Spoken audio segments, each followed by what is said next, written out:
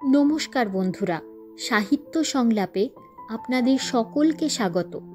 আমি সুদেষ্ণা আপনাদের ধারাবাহিকভাবে শোনাচ্ছি সুনীল গঙ্গোপাধ্যায়ের লেখা বর্ণাঢ্য কালজয়ী উপন্যাস সেই সময়। আজ চতুর্থ পর্ব। চলুন শুরু করা যাক। গঙ্গানারায়ণ পদব্রজেই রোজ কলেজে যায়। তার সহপাঠীরা অনেকেই আসে পালকিতে কিংবা ভাড়া করা কেরাঞ্চি গাড়িতে। জমিদার পুত্র হিসাবে তার জুড়ি গাড়িতেই আসা উচিত, কিন্তু গঙ্গানারায়ণ হাঁটতেই ভালোবাসে। তাদের বাড়ি থেকে পটলডাঙ্গা খুব বেশি দূর নয়। পথের দৃশ্য দেখতে দেখতে সে আধ ঘন্টার মধ্যেই পৌঁছে যায় কলেজে। সেদিন সে পটলডাঙ্গার মোড়ে পৌঁছে দেখল কলেজের সামনে থেকে অনেক ছেলে দৌড়ে দৌড়ে যাচ্ছে গোলদিঘির দিকে। সেখানে এক কোণে রীতিমতন একটা জটলা। কৌতূহলী হয়ে গঙ্গানারায়ণও সেই দিকে ধাবিত হল। গোলদিঘির উল্টো দিকে মাধব দত্তের বাজারে মাঝে মাঝে চোর ধরা পড়ে। তখন শুধু দোকানদাররা নয়, পথচারীরাও সেই চোরকে উত্তম মধ্যম ঠেঙায়। চোর ছাড়াও আছে নানা রকম লুটেরা। কাবাবের দোকান থেকে কোনো মাতাল হয়তো এক থাবা কাবাব তুলে নিয়ে পালালো। গাঁজার দোকানের আশেপাশে গেজেলরা থাকে তককে তককে। দোকানদার জল ত্যাগ করার কারণে বা অন্য কিছুর জন্য একটু দোকানের বার হলেই কোনো ঘুঘু গেজেল শুট করে ঢুকে পড়ে দোকান তছনছ করতে। কখনো কখনো এইসব ঘটনায় কলেজের কোনো ছাত্রও ধরা পড়ে। তখন বাজারের লোকেদের সঙ্গে কলেজের ছেলেদের কাজিয়া বেঁধে যায়। হেয়ার সাহেব গাঁজার দোকানদারদের নিষেধ করে দিয়েছেন যেন কোনো কলেজের ছাত্রকে তারা গাঁজা না বেচে। তাই তাদের দোকানে হামলা হয় বেশি। দোকানদাররা উত্ত্যক্ত হয়ে একদিন একটি গাঁজাচোর কলেজের ছাত্রকে হাতে নাতে ধরে টানতে টানতে নিয়ে গিয়েছিল হেয়ার সাহেবের কাছে। হেয়ার সাহেব এমনিতে আলাভোলা নরম মানুষ হলে কি হবে, তার নির্দেশের ব্যত্যয় হলে একদিন ক্রুদ্ধ হয়ে ওঠেন সাংঘাতিক। দোকানির অভিযোগ শুনে তিনি হুঙ্কার দিয়ে বলেছিলেন, কাশি, চাবুক লাও। কাশিমালি চাবুক এনে দিল। তিনি উগ্র মূর্তি ধরে 10-12 ঘা চাবুক কষালেন ছেলেটিকে। গঙ্গানারায়ণেরই সহপাঠী বঙ্কু দত্তকে এরকমভাবে আর একদিন চাবুক মেরেছিলেন হেয়ার সাহেব। বঙ্কু অবশ্য গাঁজা চুরি করেনি। সে মির্জাপুর মিশনে সেন্ডিস সাহেবের কাছে বাইবেল পাঠ শোনার জন্য যাতায়াত শুরু করেছিল। সে খবর পেয়ে হেয়ার সাহেব একদিন বঙ্কুকে নিজের কামরায় ডেকে পাঠালেন। সেদিনও তার হাতে চাবুক মজুত, মুখের চেহারা বিকট। মেরে বঙ্কুর পিঠে রক্ত বার করে দেওয়ার পর হেয়ার সাহেব নিজেই কাঁদতে শুরু করেছিলেন। গরম জলে বঙ্কুর ক্ষতস্থান ধুয়ে দিতে দিতে কোমল ইংরাজিতে বলেছিলেন, বাবা সকল, এখন পাঠে মন দাও। ধর্ম নিয়ে এখন মস্তক না ঘামাইলেও চলিবে। ডিরোজিও সাহেব বরখাস্ত হওয়ার পর থেকে হেয়ার সাহেব সাবধান হয়ে গেছেন। কলেজের ছাত্রদের মধ্যে খ্রিস্টানি প্রভাব ছড়াতে দেখলেই অভিভাবকরা ক্ষেপে উঠবেন আবার। ইতিমধ্যেই কিছু কিছু ভালো পরিবারের ছেলে হিন্দু কলেজ ছেড়ে গৌর আড্ডির স্কুল ওরিয়েন্টাল সেমিনারিতে ভর্তি হচ্ছে। আজ আবার নতুন কি মামলা তা দেখার জন্য ছুটে গেল গঙ্গানারায়ণ। ভিড়ের মধ্যে তার অনেক সহপাঠীও রয়েছে। ভোলানাথ, বেনি, বঙ্কু, ভূদেব দাঁড়িয়ে আছে পাশাপাশি। তাদের মুখে দারুণ উদ্বেগের ছাপ। গঙ্গানারায়ণ তাদের কাছে গিয়ে জিজ্ঞেস করল, কিসের গোলযোগ রে? বেনি বলল, আজ আবার মধু খেপেছে। মধু? স্বচক্ষে দেখবার জন্য গঙ্গানারায়ণ নিজে ভিড় ঠেলে উঁকি মারল। গোল জনতার মাঝখানে ঘাসের ওপরে বসে আছে মধু। তার হাতে সুরার বোতল, জড়িত গলায় সে চেঁচাচ্ছে, I am like the earth, revolving ever round the self-same sun, boy. Ganganarayan শিউরে উঠল। কিছুদিন ধরে মধু খুবই বাড়াবাড়ি শুরু করেছে। আগে সে সন্ধ্যের পর সুরা পান করত, এখন দিনের বেলাতেও বাদ থাকে না। ক্লাসেও তার মুখে দিয়ে প্রায়ই ভক ভক করে দুর্গন্ধ বেরোয়। কথা বলার সময় জিভ এলিয়ে যায়। কয়েকদিন আগে কলেজের অধ্যক্ষ কার সাহেব এজন্য খুব ধমক দিয়েছেন মধুকে। অদূরে রাস্তায় মধুর বাড়ির পালকি দাঁড় করানো। মধুর সঙ্গে সব সময় দুজন গৃহভৃত্য আসে। তারা অসহায়ভাবে দুপাশে দাঁড়িয়ে। মধুর হাত ধরে টেনে তোলার সাধ্য এদের নেই। যখন তখন মধু ওদের লাথি ঘুষি মারে, আবার মুঠো মুঠো পয়সা দেয়। মধুর গায়ে ইংরাজি কোট। দারুণ গ্রীষ্মেও সে এই কোট খোলে না।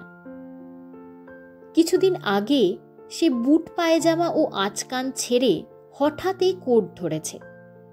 তারপর থেকে তার সুরাপানের মাত্রাও বেড়েছে। গঙ্গানারায়ণকে দেখতে পেয়ে সে বাঁ চোখ কুঁচকে বলল, কি রে গঙ্গা, তুই এখনো রইছিস? ভূদেব বঙ্কুরা সব পালিয়েছে বুঝি? Seasons both of joy and sorrow I have like her as I run, boy. ভিড় ঠেলে এসে বেনি বলল, মধু, এসব কি করতেছিস?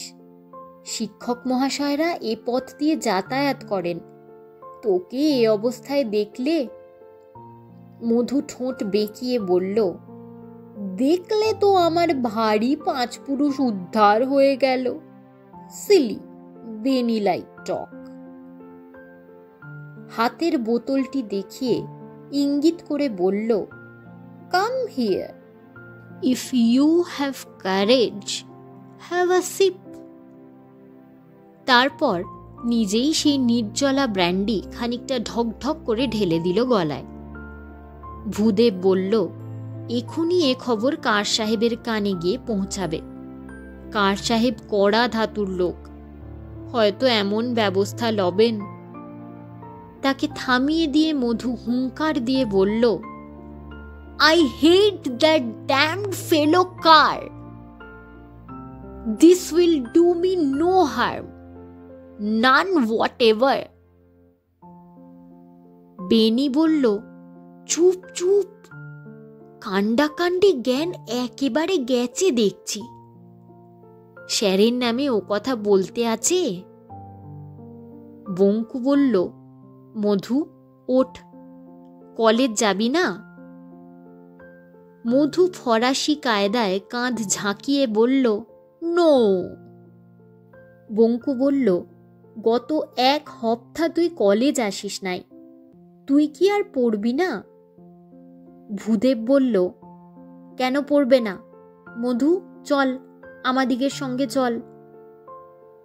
মধু বলল, তোরা যা। You goody goody boys, you go to the class. আমি আর যাব না। ভোলানাথ ফিসফিস করে বলল, এই চুপ চুপ, রিজ সাহেব যাচ্ছেন। অন্যরা ঘাড় ঘুরিয়ে দেখল তাদের কলেজের অঙ্ক শিক্ষক রিজ সাহেব গোলদিঘির রেলিংয়ের পাশ দিয়ে ছাতা মাথায় দিয়ে হেঁটে যাচ্ছেন ধীর পায়ে, চোখ দুটি চিন্তামগ্ন। মধু বলল, ও দ্যাট ফেলো, ভয়ের কি আছে? আমি আর ভয় পাই না। রিজ সাহেব দূরে চলে যাবার পর ভূদেব হাসতে হাসতে বলল, যতই মুখে সাহস দেখা, মধু, রিজ সাহেবকে তুই ভয় পাস ঠিকই, ভয় যে পায় না সেটা দেখাবার জন্যই মধু আবার ব্র্যান্ডির বোতলে ঠোঁট ছোঁয়ালো। তারপর তার সরু চিবুকে চাপড় মারতে মারতে বলল, আমি মধুসূদন দত্ত এস্কোয়ার, আমি কাহাকেও ভয় পাই না। ভোলানাথ বলল, স্যারকে ডাকবো? রিজ সাহেব সম্রাট নেপোলিয়নের সৈন্যবাহিনীতে থেকে লড়াই দিয়েছেন, এখুনি এসে তোকে চ্যাংদোলা করে লয়ে যাবেন। মধু বলল, ডাক ডাক দেখি। ভূদেব বলল, ওরম করিস নি মধু, তুই ক্লাসে না গেলে আমাদিগেরও ভালো লাগে না।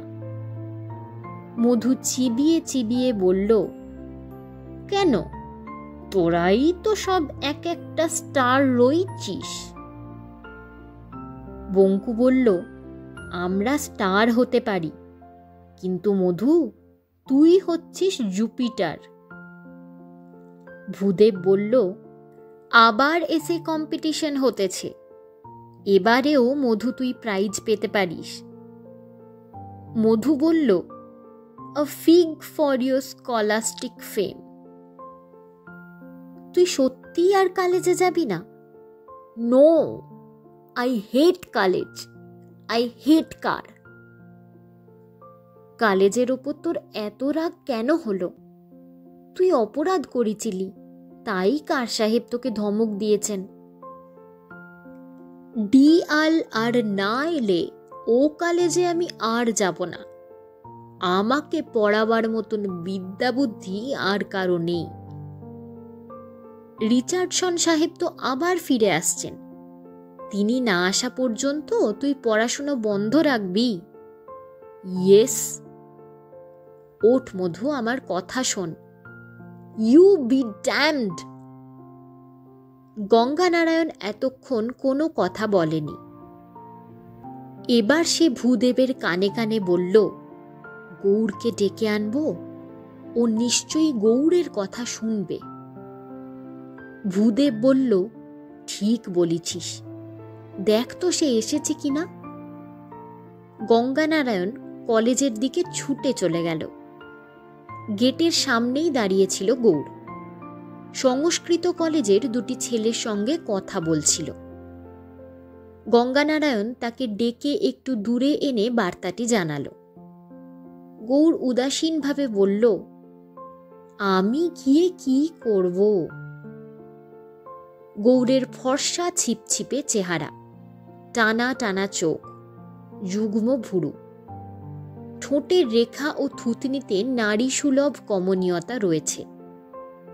ভিড়ের মধ্যে থাকলেও সে সকলের দৃষ্টি কেড়ে নেয়। গঙ্গানারায়ণ গৌড়ের আপত্তি শুনল না, জোর করে টেনে নিয়ে এলো। জনতা ভেদ করে মাঝখানে এসে গৌড় বিষণ্ণ গলায় বলল, মধু, তুই ফের ব্র্যান্ডির বোতল নিয়ে কলেজে এসেছিস? তাকে দেখেই লাফিয়ে উঠে দাঁড়ালো মধু।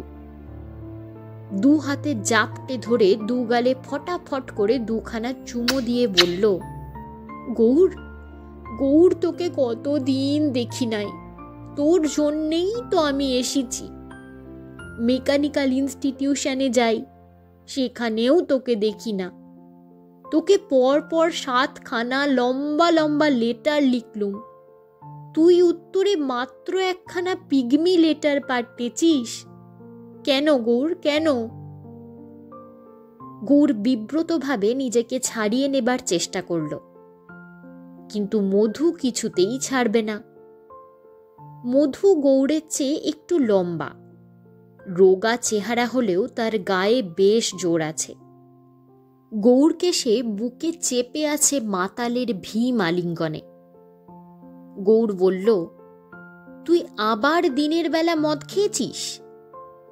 বেশ করেছি, কেন খাবো না? রিচার্ডসন মদ খান না, তিনি মেয়েদের নিয়ে ফুর্তি করেন না, সেই জন্যেই তো তিনি পোয়েট্রি এত ভালোবাসতে পারেন। সেই জন্যেই তার কাছে পৃথিবী এত সুন্দর। তিনি কি বলেছিলেন মনে নেই?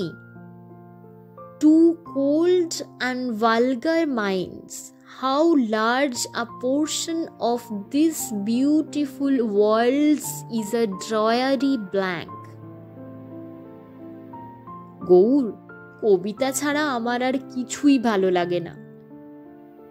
Poetry widens the sphere of our purest and most permanent enjoyments.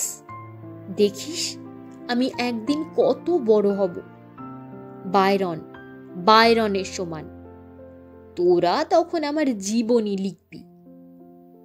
Gour বলল, বেশ তো, বড় কবি হবি, কিন্তু তুই আমাকে কথা দিয়েছিলি মদ খেয়ে কালেজ পানে আসবি না। কথা? আমি কোনো কথা রাখতে পারি না। ইট ইজ ট্রু গৌর, আমি কথা রাখতে পারি না। ভূদেব পারে, বঙ্কু পারে, গঙ্গা পারে, রাজনারায়ণ পারে, আমি পারি না। তা বলে তুই আমার উপর রাগ করবি? তোর বিহনে যে আমি বাঁচতে পারি নে। তুই তো কথা রাখিস গৌর, তবু কেন তুই আমার বাড়িতে আসবি বলেও আসিস নে? ভিড়ের মধ্যে থেকে কে একজন চেঁচিয়ে বলল, এ যে কেষ্ট রাধার মান অভিমান। ভূদেব বলল, লোকে সং দেখছে, গৌর মধুকে এখান থেকে নিয়ে চল। মধু কোনো দিকেই ভ্রুক্ষেপ করছে না। গৌড়ের মুখের দিকে এক দৃষ্টে তাকিয়ে থেকে বলল, শুধু একটা প্রমিস আমি রাখবই, I will go to England, I will. I sigh for Albion's distant shore. Gour ধীর স্বরে বলল, আমাকে এবার ছাড় মধু, আমি কবি হব না, তাই আমি এখন কালেজে যাব। মধু অবিকল রিচার্ডসন সাহেবের গলা নকল করে কাতরভাবে গর্জন করে উঠল, oh no, I beseech you, lo, raised upon this vast aerial height, this realm of air, আজ কেউ কালেজে যাবে না, না, আজ তোরা আমার সঙ্গে চল। ভূদেব, বেনি, বঙ্কু, গঙ্গা, চল, সবাই চল। এক হাতে গৌরকে ধরে রেখে অন্য হাতে সে অন্য বন্ধুদের ধরবার চেষ্টা করল। ভিড় ক্রমশ বাড়ছে এবং আমোদগিরি লোকেরা নানা রকম টিটকিরি শুরু করেছে। ভিড়ের মধ্যে সংস্কৃত কলেজের ছাত্ররাও রয়েছে। সংস্কৃত কলেজ ও হিন্দু কলেজ সন্নিহিত বাড়িতে বসলেও দুদল ছাত্রের মধ্যে রেষারেষি আছে। হেয়ার সাহেবের সুপারিশের কিছু ফ্রি ছাত্র ছাড়া হিন্দু কলেজের অধিকাংশ ছাত্রই আসে বিশিষ্ট ধনী পরিবার থেকে। সেই তুলনায় সংস্কৃত কলেজের ছাত্ররা গেঁয়ো গেঁয়ো চেহারা। তারা এখনো জামা পরতে শেখেনি, উড়ুনি গায়ে জড়িয়ে আসে, কিন্তু তাদের জিভগুলি ক্ষুরোধার। হুল ফোটানো মন্তব্য করতে তারা ওস্তাদ। মধুর গায়ের রং কালো আর গৌর খুবই ফর্সা, তাই তারা নানা রকম উপমা মিশিয়ে কটু কাটব্য করছে। ভূদেব এসব পছন্দ করে না। মধুর পাল্লা থেকে ছাড়া পাওয়া যাবে না বুঝে সে দ্রুত ভিড় ছাড়িয়ে এসে উঠে বসল মধুর পালকিতে। গৌরদাসকে মধু তখনও ছাড়েনি। এক হাতে ব্র্যান্ডির বোতল, অন্য হাতে গৌরের কবজিটা শক্ত করে চেপে ধরে সেও টলতে টলতে বেরিয়ে এলো ভিড় ছেড়ে। এক পালকিতে সব বন্ধুদের জায়গা হবে না বলে মধু খুব জোরে শীষ দিয়ে উঠল দুবার। জিভের তলায় আঙুল দিয়ে ফিরিঙ্গিদের মতন সে চমৎকার শীষ দিতে শিখেছে। পটলডাঙার মোড়ে পালকি বেহারাদের আড্ডা। দুখানি পালকি ছুটে এলো তৎক্ষণাৎ। সবাই মধুকে চেনে আর খাতিরও করে খুব। এই ছোকরাবাবু পালকি নিলে আশাতীত বকশিস পাওয়া যায়। বন্ধু বান্ধব সবাইকে তুলে মধু বলল, চালাও খিদিরপুর। মধুদের বিশাল বাড়িতে অধিবাসীর সংখ্যা যৎসামান্য। মধুর বাবা রাজনারায়ণ দত্ত অত্যন্ত বিলাসী পুরুষ। বাড়িতে তিনি আত্মীয় স্বজনের ভিড় পছন্দ করেন না। তার গাঁ সাগরদাঁড়ির জনা দুয়েক স্ত্রীলোক আছে তার পত্নী জাহ্নবী দেবীর সেবার জন্য। এছাড়া অন্য দুস্থ আত্মীয় স্বজন আশ্রয়প্রার্থী হয়ে এলে তাদের জন্য আলাদা বাড়ি ভাড়া করে দেওয়া হয়। রাজনারায়ণ এ বাড়ি শখ করে বানিয়েছেন এবং এ বাড়ির আদব কায়দার কথা তিনি পাঁচ কান করতে চান না। বাড়িতে দাস দাসীর সংখ্যা 14টি। রাজনারায়ণ দত্ত রীতিমতন খাদ্যরসিক। প্রত্যেক দিন তার নতুন স্বাদের খাদ্য চাই। সেই জন্য তিনি সাহেব বাড়ি থেকে বাবুর্চি খানসামাদের বেশি বেতন দিয়ে ভাঙিয়ে আনেন। কোনো রান্না তার পছন্দ না হলে তিনি পাত্র সমেত ছুঁড়ে ফেলে দেন। এবারের পাঁঠার মাংসের পোলাও যে একবার খেয়েছে সে জীবনে আর সে স্বাদ ভুলতে পারবে না। মধুর বন্ধুরা এ বাড়িতে এসে প্রায়ই নানান সুস্বাদু দ্রব্য খেয়ে যায়, কিন্তু সেই পাঁঠার পোলাওয়ের প্রসঙ্গ উঠলেই তারা বলে, রাজাদের মধ্যে যেমন রাশিয়ার জার, তেমনি খাদ্যের মধ্যে এই পোলাও। মধুর আর কোনো ভাই বোন নেই। বাড়িতে তার অপরিমিত প্রশ্রয়। মধুর যে কোনো হুকুম তামিল করার জন্য 5-7 জন ভৃত্য সব সময় মুখিয়ে থাকে। জাহ্নবী দেবীর কড়া নির্দেশ। আর যে কোনো কাজই থাক, মধু কোনো জিনিস চাইলে মুখ থেকে কথাটি খসানো মাত্র যেন তা পায়। রাজনারায়ণ দত্ত পুত্র স্নেহে অন্ধ। Bengal Spectator, Calcutta Literary gadget, comet প্রভৃতি কাগজে তার 17-18 বছরের ছেলের পদ্য ছাপা হচ্ছে। সেজন্য তার গর্বের অন্ত নেই। আদালতে তার সহকর্মী বিধুশেখর একদিন বলেছিলেন, তোমার ছেলে যা দারুণ ইংরেজি শিখেছে, 2 দিন বাদে তো সাহেবদের মাথায় হাঁকবে। এ কথা শুনে পরম পরিতৃপ্তি পেয়েছিলেন রাজনারায়ণ। সাহেবরা দেখুক, নেটিবরা তাদের চেয়ে কোনো অংশে কম যায় না। বাড়িতে কৌচে বসে তামাক টানতে টানতে তিনি অনেক সময় আদর করে ছেলের দিকে বাড়িয়ে দেন আলবোলার নল। আবগারির দোকান থেকে মধুর জন্য মদের বোতল আসে। রাজনারায়ণ বিনা বাক্যব্যয়ে বিল মিটিয়ে দেন। এছাড়াও আরও কত দোকান থেকে যে মধু ধারে জিনিস আনে তা সে নিজেই মনে রাখতে পারে না। রাজনারায়ণকেই তার খোঁজ খবর রাখতে হয়। হ্যামিল্টন সাহেবের দোকানে তার বলা আছে যে বিলেত থেকে প্রত্যেকবার জাহাজেলে যেসব নতুন নতুন সুগন্ধ প্রসাধন দ্রব্য আসবে সেগুলি যেন প্রত্যেকটি 1 বোতল করে মধুর নামে পাঠিয়ে দেওয়া হয়। বাড়ির লোকেদের জব্দ করার জন্য মধুরও বাতিকের শেষ নেই। প্রায়ই নতুন নতুন জিনিসের জন্য বায়না ধরে সে নিজের ঘরে বসে মিটিমিটি হাসে। রাজনারায়ণ বিভিন্ন দিকে লোক পাঠান সেই জিনিসের সন্ধানে। টাকার কোনো পরোয়া নেই, জিনিসটি চাই যে কোনো উপায়ে। সংগ্রহ করা হলে রাজনারায়ণ নিজে সেটি মধুর কাছে নিয়ে এসে হাসতে হাসতে বলেন, এবার আরো কিছু বলো দেখি। এইভাবে বাপ ছেলেতে খেলা চলে। অবশ্য মধুর প্রধান নেশা বই কেনা। বন্ধুদেরও মধু নানা রকম তাক লাগিয়ে দেয় প্রায়। নিজের ঘরে বসিয়ে তাদের জিজ্ঞেস করে, কে কোন খাবার খেতে চাস বল চোখ মুদে। যে কোনো জিনিসের নাম কর, আমি 5 মিনিটের মধ্যে তোদের জন্য তা এনে দেব, গরম গরম। সত্যি সে তা পারে। মুরগি, মাটন, ছানার ডালনা, ডিমের হালুয়া, যে কোনো কিছুর নাম করলেই হলো, সঙ্গে সঙ্গে হাজির, এবং গরম। মধুর জন্য নাকি প্রত্যেক দিন 4-5টি উনুনে অনেক রকম খাবার তৈরি হয় সব সময়। তার যেটা ইচ্ছা খাবে, যেটা ইচ্ছা হবে না খাবে না। কোন দিন তার কোনটি খেতে ইচ্ছে হবে তা আগের থেকে জানবার উপায় নেই।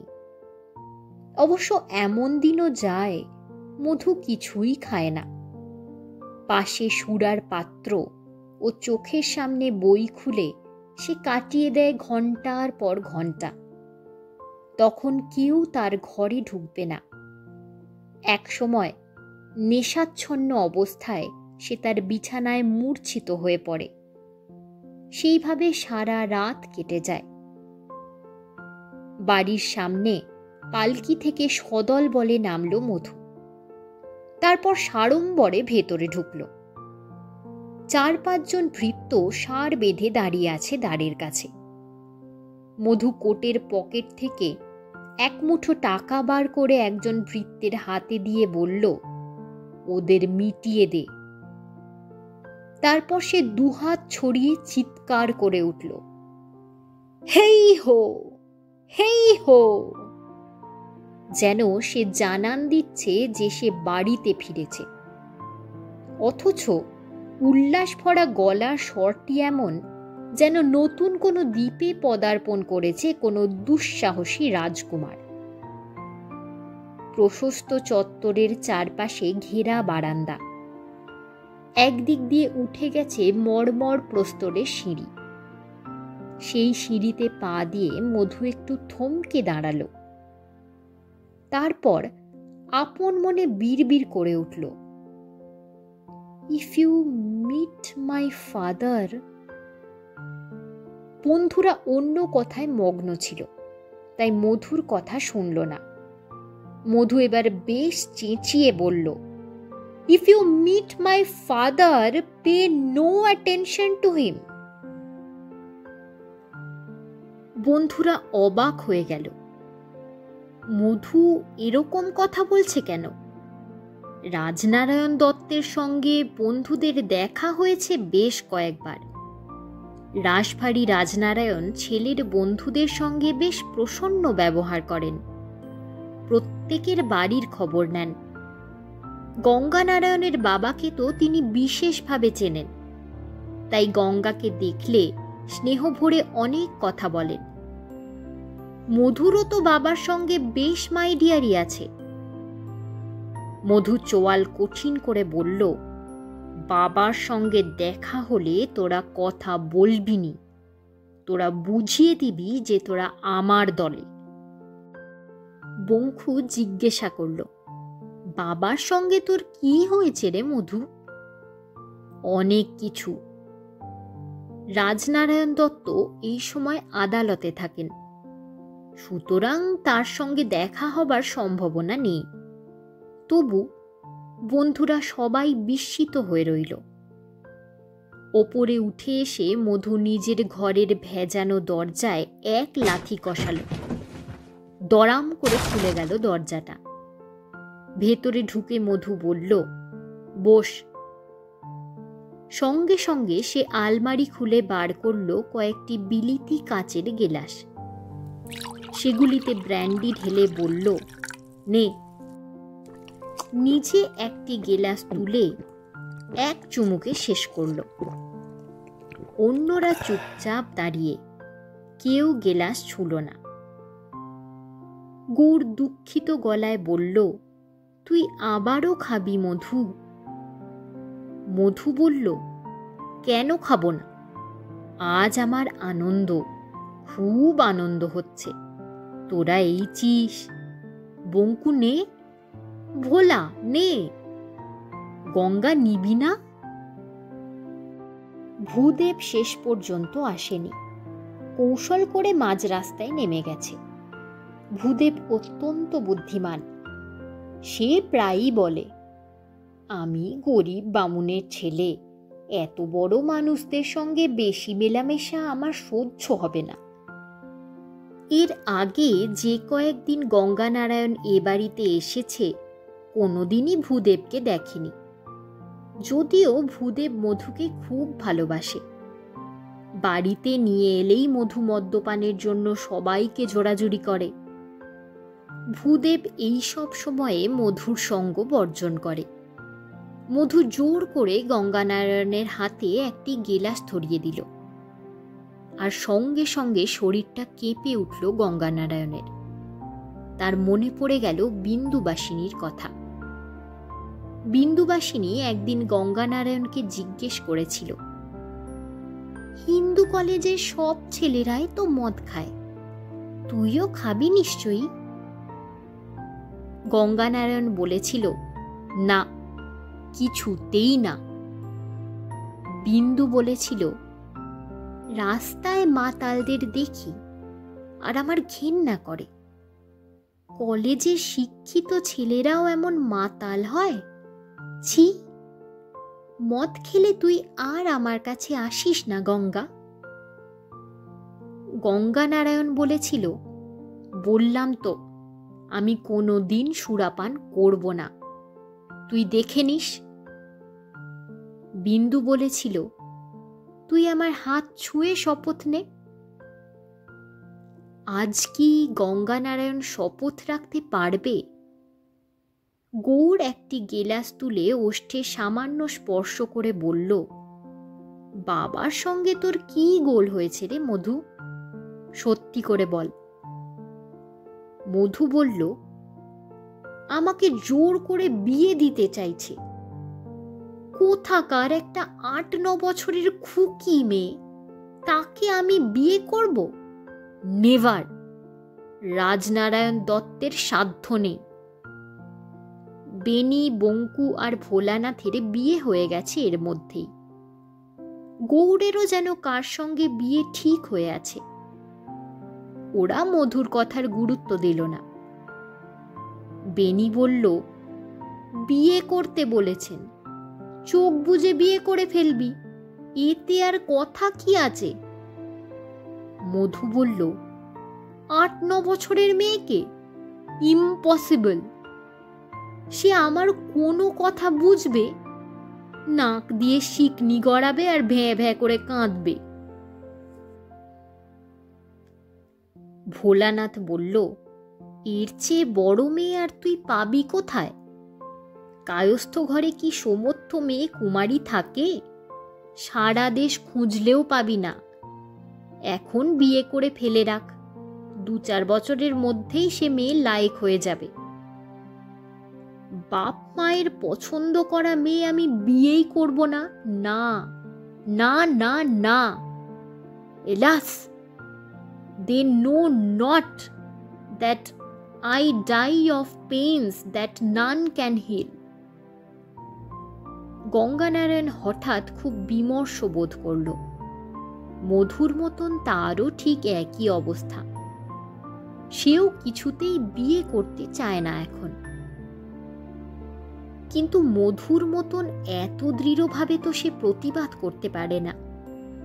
তাকে নিয়তি মেনে নিতেই হবে। বেনি বলল, সব ছেলেরাই বিয়ের আগে মধুর মতন একটু চেঁচামেচি করে, তারপর মেনে নেয়। মধুও মেনে নেবে। বংশ রক্ষার জন্য আমরা সবাই বিয়ে করতে বাধ্য। মধু হুঙ্কার দিয়ে বলল, বাধ্য? আচ্ছা, তোরা দেখিস। তোর বাবা জোর করলে তুই কি করবি? কতদিন এড়িয়ে থাকবি? মধু আবার ব্র্যান্ডির বোতল হাতে তুলে নিয়ে বলল, রাজনারায়ণ দত্ত আমার ওপর জোর করবেন? বেশি জোর করলে রাজনারায়ণ দত্তকে আমি এমন পানিশমেন্ট দেব যে তা তিনি জীবনেও ভুলতে পারবেন না। আজ এ পর্যন্তই। এতক্ষণ শুনছিলেন সুনীল গঙ্গোপাধ্যায়ের লেখা বিখ্যাত উপন্যাস সেই সময় ৪র্থ পর্ব। উপন্যাসটি ধারাবাহিকভাবে একটি পর্ব করে আসছে। আশা করি আমার পাঠ আপনাদের ভালো লেগেছে। আমি এই চ্যানেলে বিভিন্ন গল্প, কবিতা, উপন্যাস পাঠ করে থাকি। যদি আমার পাঠ আপনাদের ভালো লেগে থাকে তাহলে প্লিজ আমার চ্যানেলটিকে সাবস্ক্রাইব করুন আর পাশের বেল আইকনটিতে ক্লিক করে দেবেন, যাতে আমি যখনই কোনো নতুন গল্প, কবিতা বা উপন্যাস নিয়ে আসব তার নোটিফিকেশনটি পৌঁছে যায় আপনাদের কাছে। অবশ্যই কমেন্ট করে সকলের মতামত জানাবেন। ধন্যবাদ।